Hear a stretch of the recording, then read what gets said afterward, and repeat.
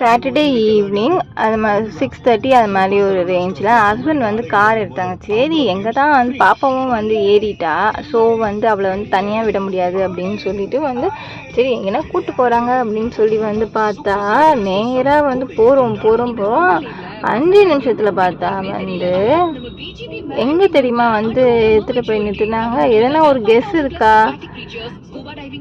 Petrol பங்க்குக்கு கூப்பிட்டு போனாங்க. அடடா இதுக்கா நம்ம ஏறணும் அப்படின்னு சொல்கிற மாதிரி ஆயிடுச்சு. பெட்ரோல் பங்க் போயிட்டு பெட்ரோல் வந்து காருக்கு வந்து போட்டு சரி வீட்டில் எல்லோரும் வந்து ஃபங்க்ஷன் கிளம்புறாங்க.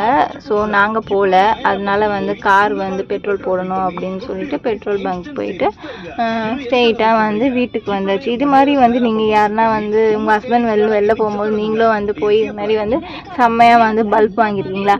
அப்படி வாங்கியிருந்தா வந்து கமெண்ட்டில் மறக்காமல் சொல்லுங்கள்.